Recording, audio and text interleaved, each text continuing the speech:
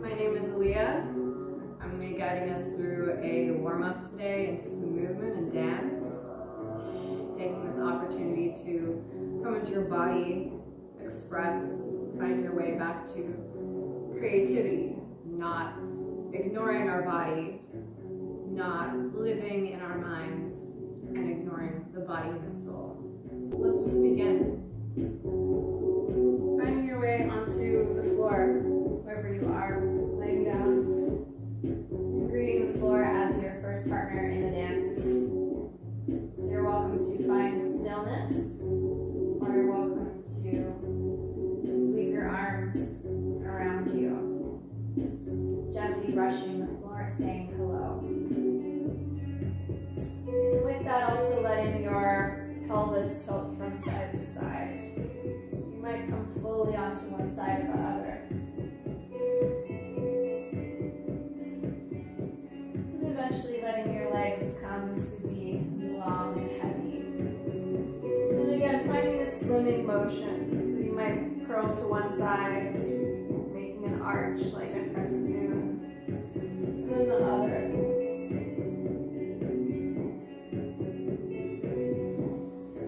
Like to continue this stretch, you could pull with your wrist and cross your leg over your ankle, really accentuating that moon. And releasing other side. So whatever we're doing, do it to the best of your ability. And if you don't want to do it, don't do it. Whatever else we're doing, make sure you are mirroring your breath with your movement, not holding anything in. So let's come to Shavasana. Feet are a little bit wider than hip distance apart. And we're going to dig our heels into the ground and offer some bouncing and rocking with the feet.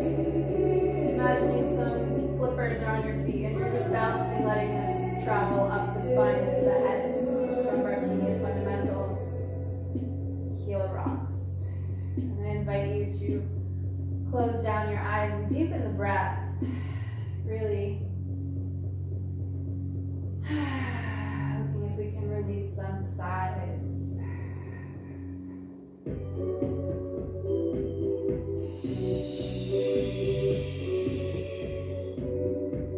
And the shaking and rocking is a release for the body. Letting yourself arise and bounce off anything you no longer need. And letting that become smaller towards stillness.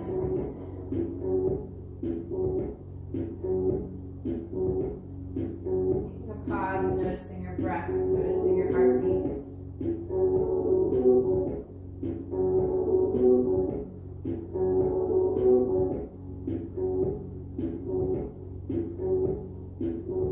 Feeling yourself held by the earth.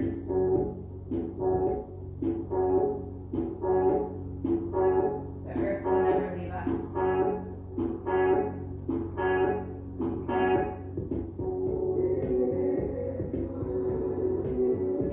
To wake up the fingers, the feet, becoming big, like a star. And you can kind of curl from side to side. So we're looking at contracting. And as we slide out, we swish the limbs over from side to side. Just travel with this.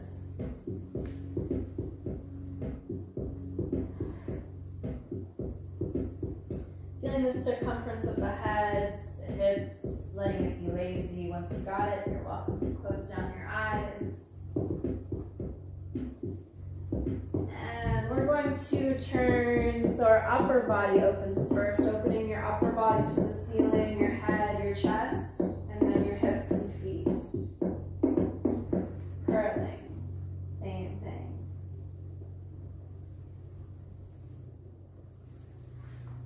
And then the feet opening out, hips, shoulders, chest, feet, hip, shoulders, chest.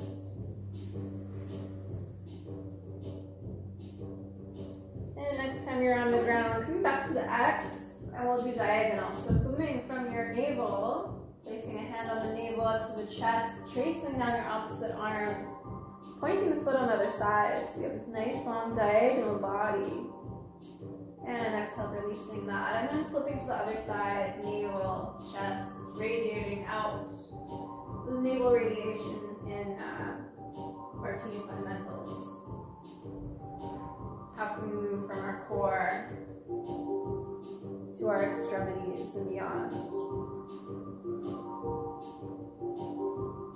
And feeling this diagonal body.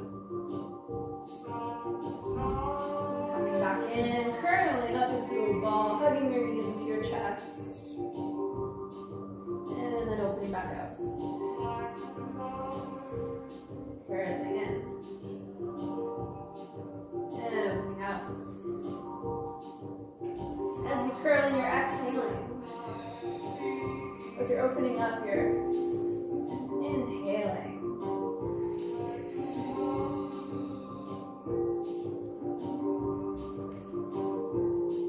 And then again, curling onto one side. We're going to envelope the body. So like 90-degree elbows and knees.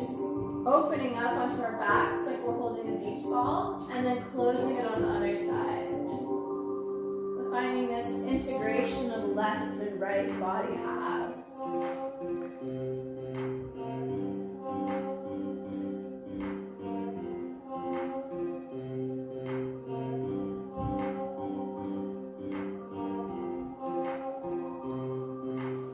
Coming back. Rolling over to one side, and we're going to come up to seated. So how I'm going to do this is looking at lower body, upper body. Foot leads, then hip, then I push up, and my head comes up last. Head leads, arm leads, softening, swimming over to the other side, and then leg leads. I'm also using this fulcrum of my elbow close to my body, this outer part, to help push myself up. I'm not trying to push up from way out here.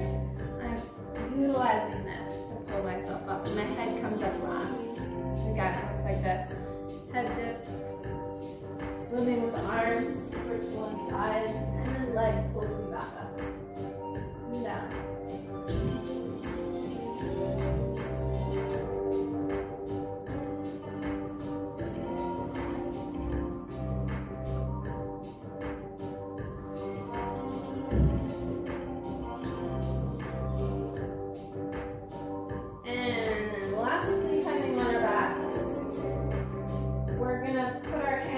Prayer above our chest and push back and forth. So they're left and right are having a little war with each other, and that creates some rocking over whatever body part I'm over. So right now it's just like imagining a line from my hands to my body part wherever I'm scanning over. So I'm going to scan down my body. This is my hips.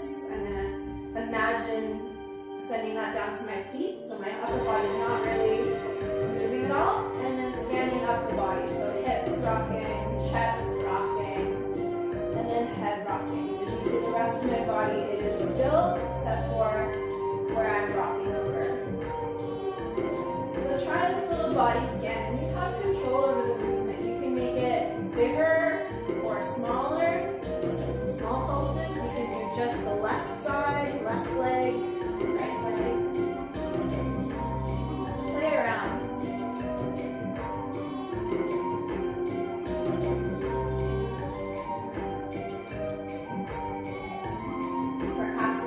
Farther away from you or closer in. What's going on for you?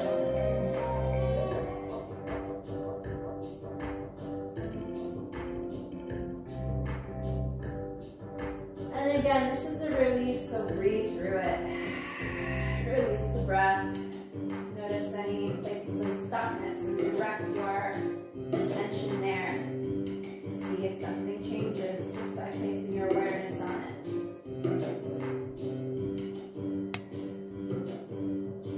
And beginning to slow that down, tiny pulses over the belly, and then letting your hands drop out, taking a rest to integrate. And stillness.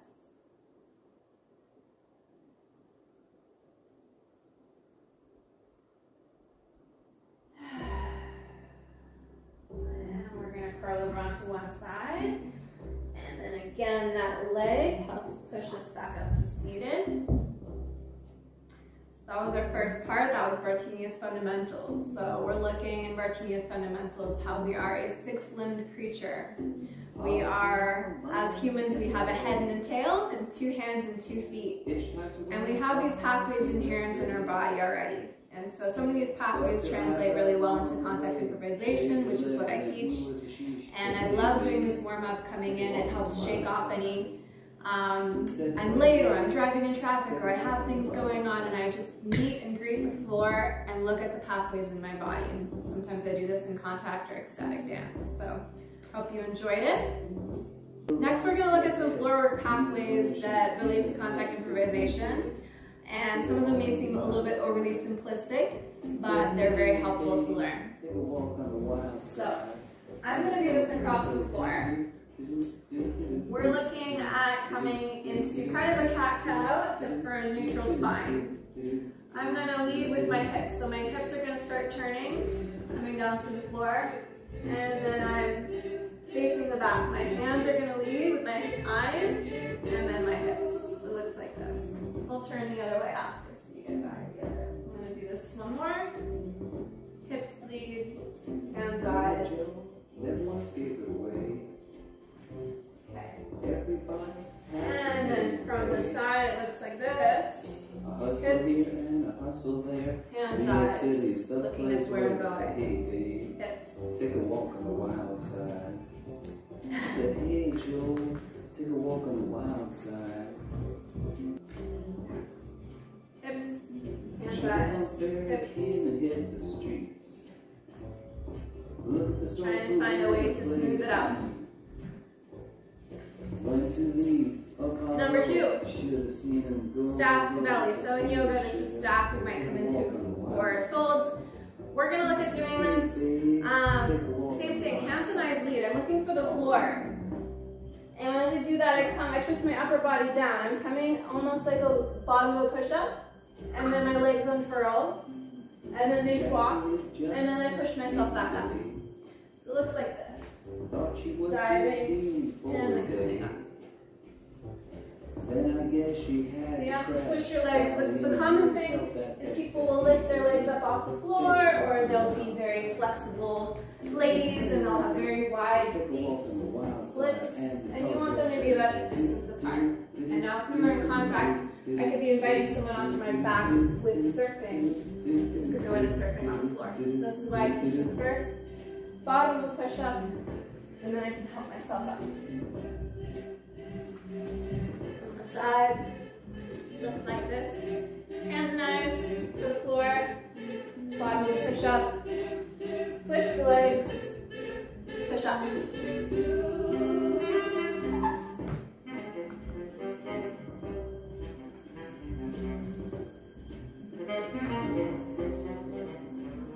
Okay? Again, pause if you'd like. Practice that on your own, in your space. We're going to move on to number 3, which I'm going to remember in a second. We're going to look at banana, or crescent rolls, as it's called in contact, classic one. Steve Paxton took this from Simone Forte. All great artists steal others' work. And he asked her, he took a lot of his work from women. Anyways, I'm like this moon shape or banana. I'm going to look at finding my way to the floor on my belly. And then on the opposite end, I'm going to curl back. Now, I don't have quite a big back bend because of an injury, but if you have more hyper flexibility, you can continue this. So the legs are staying together and I'm opening up. Alright, very slow. I'll do it again the other way. Curve. Curve. So you're swimming in the direction you want to go. Okay, so that's variation 1. Variation 2 is the opposite. So I'm leading with my center, and this is also the back. This is the harder one. actually kind of at a diagonal line. So again, I'm coming onto my belly, and then everything's kind of dragging up at the back. It's the core leading instead. Doesn't look like it's different, but it is. I'm not leading here. I'm arching back.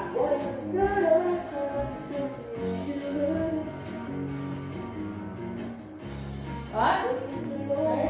So you may have to correct yourself. Your body wants to do something that's unfamiliar.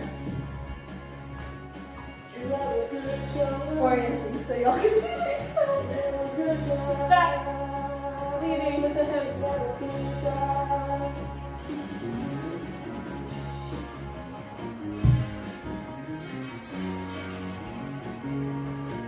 Leading with the hips.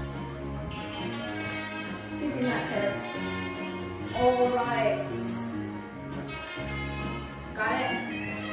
Crescent rolls or banana rolls, those are called. So we're going to move on to spirals. This is Steve Paxton's classic exercise. A couple ways I can show this. So first, if you feel like standing up, stand up. Placing your arms above your head like a ballerina. Twisting to the right. Looking at your back elbow. We're going to take this shape and we're going to do this on the floor. So we're going to come back. Turn, look at your elbow on the right. It could be on the left too, okay? But the idea is you're keeping this twisted form and you're looking at your back elbow. So Paxton was interested in a lot of like spirals in the body. How our basic form, DNA, is a double helix, wrapping around each other. How you look at nature, and a lot of patterns have to do with spirals. We have snails, we have hurricanes, we have tornadoes, leaves, there's many things that are spirals. And any movement in the body that is has these more waves quality in it. You think of Qigong, Tai Chi, and swimming, right? And it's more circular. Anything that's like that is actually better for the body when it ages. So when you see contact dancers that are dancing in their 60s, 70s, that is how they do it. They have these pathways inherent in their body, and spirals translate really well in contact improvisation. Anything that's full on, straight on, you know, ballerinas, hip hop, football, high impact things that are linear, don't age as well in the body. I have some injuries in my body from doing hip hop when I was a teenager that I still have a lot of linear movements programmed into my body. It's very easy for me, but more likely to be injured. So, how we do spirals goes like this. We are laying down, hands above our head. I'm looking at my back elbow. I'm picking up my back leg, turning it over, crossing the body. So this is my twisted shape. This is where we all want to begin. Back leg up and over, looking at my back elbow. And my feet should be about hip distance apart and quite a lot of tone in my legs. And I'm keeping this shape and I'm rolling with it. So then my legs are leading. And your elbows will hit the floor, touch the floor, that's fine. The hardcore way is to do it off the floor, so it's just your abdomen and core really engaged. You don't have to do that. I have a good abs and I still don't do that. So turning, legs leading, looking at the back elbow. I'll start it again over here. Leg leads, twist it over, looking at the back elbow. And turn. Okay? And you might want to slow it down. You might want to try both directions, left and right. Just seeing how I would orient myself. Yeah. So on this side, I would be looking at my back elbow to the right elbow. Pick up, turn over, and roll.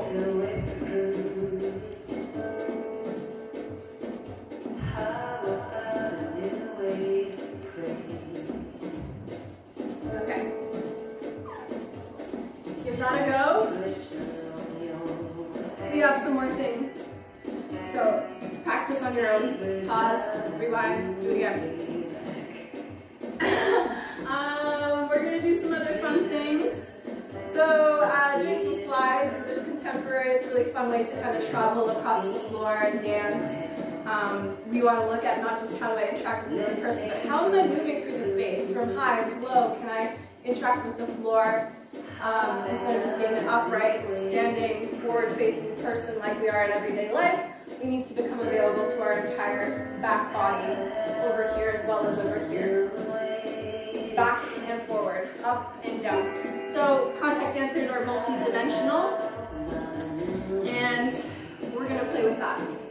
So sliding across the floor, these are monkey slides. And to begin with, I want you to imagine your hand and your knee are connected. This is a bit more of an advanced one. And I'm going to just do this side to side. So I'm stepping forward, and then when I feel like it, I'm going to slide. So in doing this, I have my arm throwing me in the direction, and I have my knee sliding after. It's a bit better if you have knee pads for this one. And I push with my other hand. You will need a little bit more space for this one. And it helps if you have a slippery floor and slippery pants to get yourself going. Really use the arm getting going. A lot of people get stuck and I just tell them come back to this. Hands and knees connected, hands and knees connected, like a puppet. So once you get that going, yeah, then you slide with it.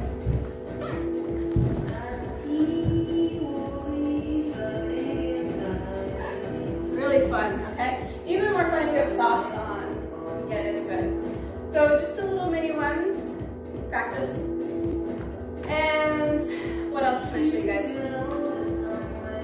Edam's puzzle. So this is from Peter Bingham, Edam Dance Company, where I first trained. It's a fun way to move around on your back. Coming down, laying down, knees up in the sky. So I'm going to pretend that my head is the center point of a clock. And I'm moving around like 3, 6, 9, 12. Okay? How do I do that? I'm going to curl and come into almost like a child's pose. And now I moved a quarter turn, right? So I'm down here, and the hips, and then the head. Now my chest is up. Turning, curling. Now I'm in child's pose. Turning, curling. Now I'm on my back again. So, you know, at your own pace, feel into it. Reverse it too. And you will have to adjust your feet each time. Really, my feet are leading. My head is staying in the center. Feet are leading. Quarter turns each time. And then move around, adjust.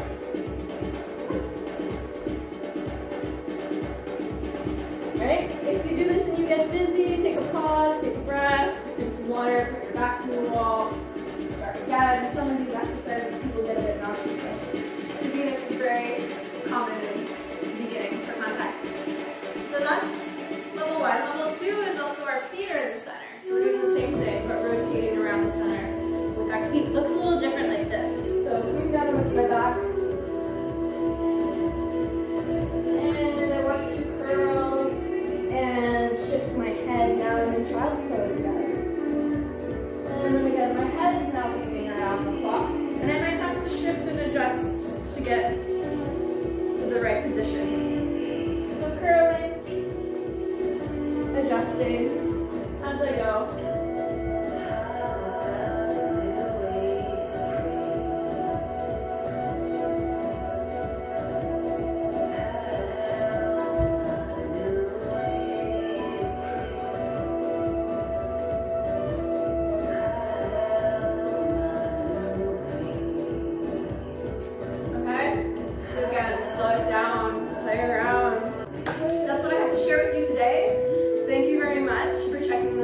There's probably 50 other pathways that I could have shown you guys today. Contact is so huge, and if you just practice this stuff, it'll probably help you with other movement pathways that you're using. And well, you'll see the shifts in your own body as you become aware of these different pathways that are honestly about re-remembering what's already here inherent in our bodies. So thank you very much.